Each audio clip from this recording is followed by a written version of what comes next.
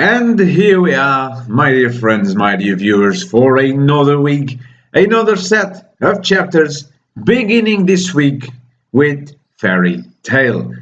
Now, allow me to be completely honest with you guys. You know I always try to be as honest as I can be. I know things about this chapter. This reaction will not be a 100% genuine reaction, as I always strive to, because, as I said, I follow a fairy tale page on Facebook, and I'll keep on doing so. There's no point in telling me to stop. But I've seen things about this chapter. I've been spoiled about certain events on this spoiler. Events to which, on first notice, I do not agree with. So I can already sense that this chapter is not going to be a fun one for me to react to, but I will keep an open mind. I'll see those moments I know of within the general progression of the chapter, and we'll see. Maybe I'll change my mind about some of them, but I doubt it. So I'm just putting that out right now. I doubt it. I'll change my mind. The things that have been spoiled for me were pretty severe. I'm sure you guys know what I'm talking about because you most likely have read the chapter already. So yeah, just we'll go through this together, but just so you know. Okay, so this week's cover is the Daedalus arc. I didn't like Daedalus. If I have to pick a least favorite arc, it's Daedalus. Honestly, I think Daedalus was just a good gimmick to bring Lysana back and to introduce the Exceeds, the concept of the Exceeds. But apart from that, I believe it was just a funny gimmick to what if the fairy tale characters had their personalities swapped, something like that. But yeah, the Daedalus arc isn't really my favorite. I like Panther Lily. I liked Erza Nightwalker. I like the characters in and on themselves. Some of them. I loved the idea of Natsu being bullied by Lucy almost, and of Grey being like a stuffed bear instead of always the stripping guy he was. I left some of the swaps, but then again, in general, the saga itself really didn't bring anything new to the series except the Exceeds. And yeah, it brought Lysana back, which was something that I always knew would happen because I always thought Lysana was not dead. So, and as it will be proved in this chapter, nothing stays dead for long in Fairy Tale, except most likely Hichiya, Hana, and Acknowledgia, of course. Anyway, let us begin the chapter once and for all. Alright, so Mavis standing atop of Zeref's body. My body, I can't move a muscle. Did I lose? Well, apparently you did so. That's really something. He's also a bit foolish. I'll be reincarnated as I've been many times. Even these wounds, give me a few minutes and they'll all be healed. Okay, you made my friends suffer. You've hurt them. I can't forgive that. Okay, so this is Mavis speaking. As the first master of fairy tale, as someone who has believed in bonds of family thicker than blood, I want nothing more than to erase you from this world. And what are you waiting for? Death by your hand doesn't sound all bad. But no, just rest. If you really can. If only back then, if only I had believed you more. What do you mean? You loved me, and as proof of it, and because of the curse of contradiction, my life was stolen away from me. But despite the fact that you're under the same curse as me, I wasn't able to steal away your life. Okay?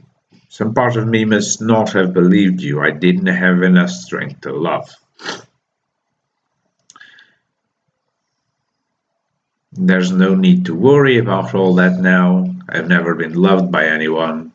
You realized your emotions towards me were not love, they were just passion. No, not passion, contradiction. What? Because I met you, I learned how to use magic. Because I met you, I saved Magnolia. Because you were there, Fairy Tale was founded. It's ironic how the greatest enemy Fairy Tale has ever faced, they'd actually contributed so much for the guild's formation. This part, I admit, it's quite well written and it's actually quite ironic, but it's not something that hasn't been used before, but it still holds its ground. You were everything I looked up to, and yet you brought death and imprisoned my life. You hurt my friends and you tried to use me to destroy Fairy Tale. Oh, here comes the Stockholm Syndrome. I hate you so much and yet I love you too. Ugh. This is the first spoiler I've seen. What will transpire of this scene is where I started being spoiled. I am the only one that can empathize with your loneliness, the only one that can understand it. My thoughts are in dissonance. I cannot calculate what I ought to do. If I loved you, I'd be able to kill you. If I truly thought of you as dear from the depths of my heart, I'd be able to kill you. That was my plan, and yet... But I don't want you to die. I want us to stay together forever.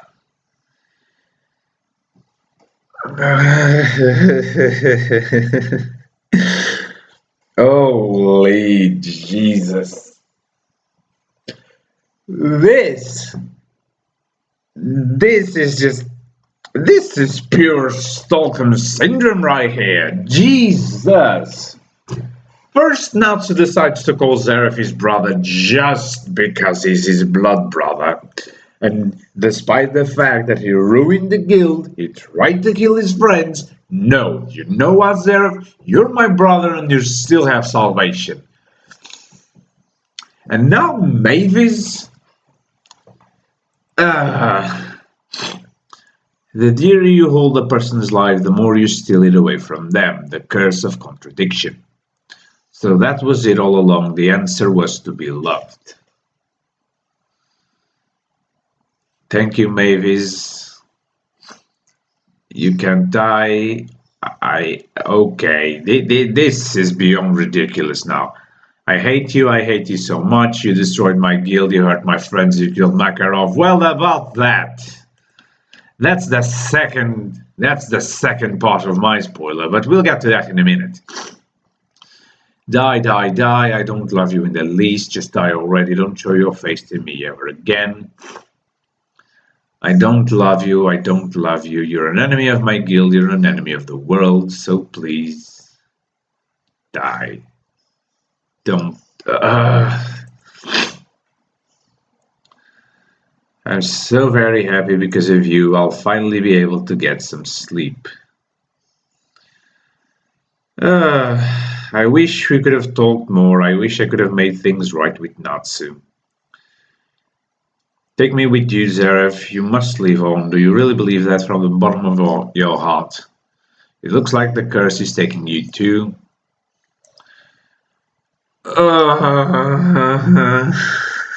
Holy crap. Let's go together, Zeref. Oh, Jesus. So this is what it means to die, a power that even the immortal cannot best. Love, the unifying magic. Jesus. Okay, so now that that shenanigan is done, we cut back. We have 6 more pages. Okay, so is the fight over?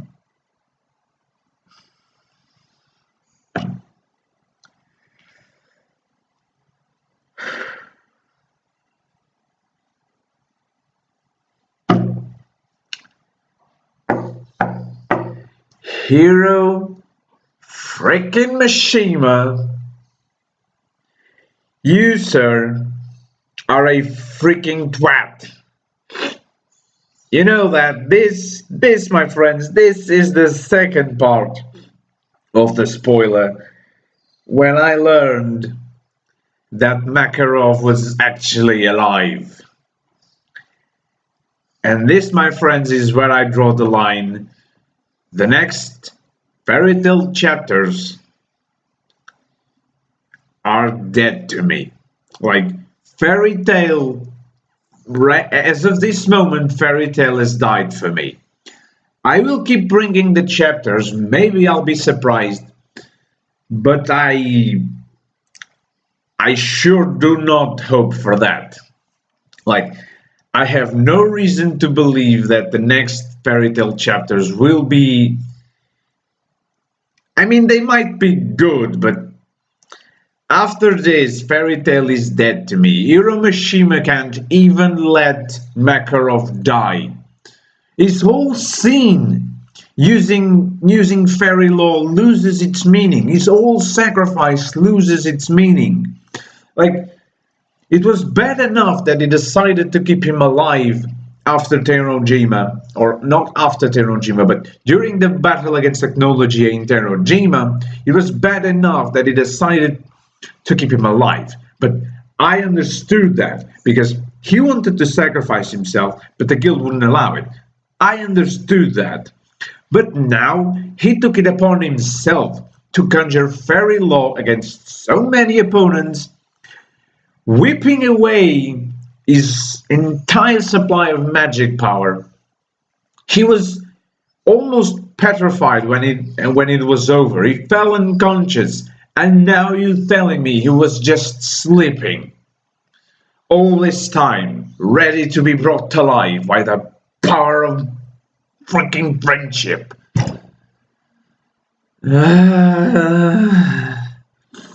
Hiro Mishima, you freaking... And of course, everyone cries. I had the strangest of dreams. A warm life force was coursing through me. A barefoot girl and a jet black boy. An eternity of sadness has come to an end, and eternity of smile begins. So my girlfriend was right. Mavis was actually somewhat able to give her life to Makarov. I will not hear the end of that. To be continued in chapter 538, when the flames die out. I'm gonna be honest, if Natsu dies, that's it. That's it. Like, because when the flames die out, who's the only person who uses flames? Natsu. But I'm sure he won't die. Lucy will pull something out of her arse too, and she'll bring Natsu back. Or who knows, if Mavis was the one responsible to bring Makarov back to life, maybe Zeref is going to be the one able to bring Natsu back to life. He's going to be like, oh, you know, I did some pretty bad things in my life, but let me just do one good deed. So to cement the newfound and somewhat inconsistent love my brother has for me, which he shouldn't have, but he has. But anyway,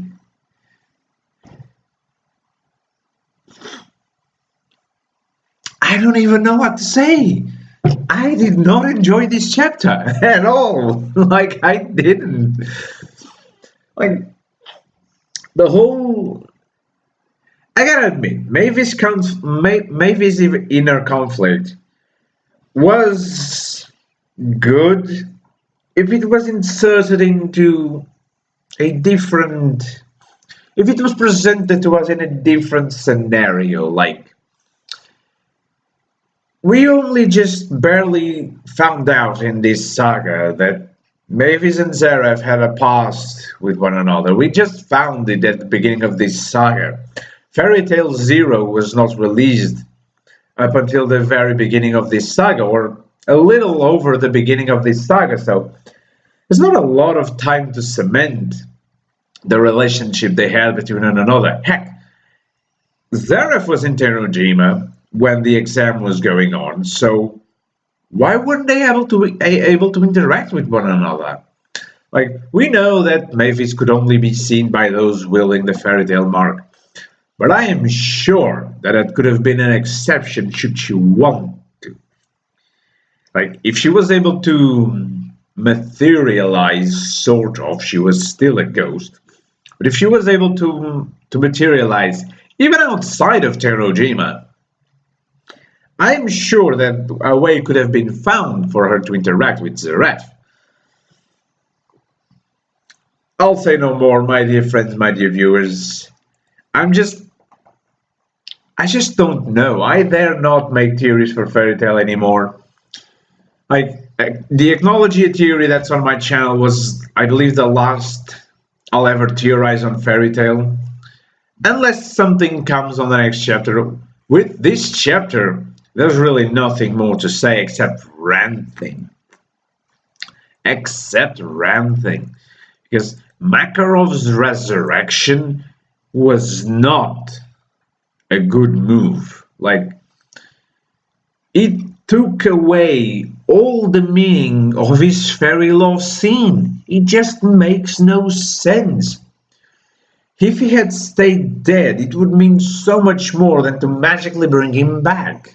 Like, now his sacrifice is nothing more than just a powerful mage using a powerful magic, suffering a tiny wee bit with the consequences, and then let's go. Who's next? Come on, huh? Who's next? Master for life. The man is not going to die. I tell you. In the epilogue, which is going to be like 10, 20 years from the future, Makarov is going to still be there, like an old geezer, and just still in the command of the guild. The man will not die. And that sucks.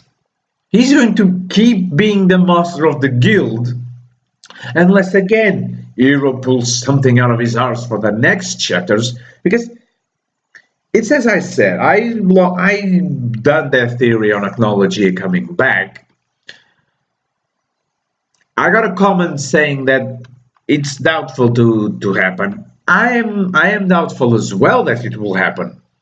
But what will Hiro Mishima do to fill in these next 9 or 8 chapters? What will he do? Will he just have them rounding up all together and deciding, oh, you know what, this was a heck of a fight. Yeah, sure it was. Magnolia was destroyed. Guess what? Once again, so was the Fairy Tale Guild. Oh yeah, that happens from time to time. So, gotta rebuild? Yeah, we got magic, gotta rebuild. Reparo Guild, Reparo Magnolia. And there we go. And then, okay, so we have 5 chapters left. What should we do? 10 years later, we all have kids, we're all married, and the Gramps is still the master of the guild. Or maybe, who knows, maybe Makarov is going to die in the epilogue time skip, and we'll see, I don't know, Laxus as the guild master. Just don't. I don't know what he's going to do in these next 8 chapters. I really don't know. Like, if he's just going to do an 8-chapter epilogue or a 4-chapter epilogue, and until then just rounding up everyone, we still got the whole situation with Lucy going on. She has yet to find Aquarius's key, or that will probably never be shown. She will appear in the epilogue how many years later, and she'll be shown wielding the Aquarius's key, and we'll be like, Oh yeah, where did she got that? Our colleagues right now, she'll find the key during the epilogue time skip. But anyway, I've ranted for long enough. This video has been going on forever now. So, my dear friends, my dear viewers, I say my goodbyes to you of Fairy Tale. For now, next week we'll be back. But coming right up, we have this week's chapter of the 7 Deadly Sins. I will try to brighten the room up a little bit because this video has been getting a little bit darker for what I see. And please, if you enjoyed this video, if you enjoyed the chapter, please do let me know in the comment section down below. What do you think? Has Fairy Tale gone a dark path? A path of no coming back, a path of no redemption. Are you at all excited for the end of Fairy Tale, or are you just excited to see it end? I believe that's more likely. But please do answer all those questions to me in the comment section down below, and I'll see you right away for this week's chapter of the 7 Deadly Sins. I'll see you then.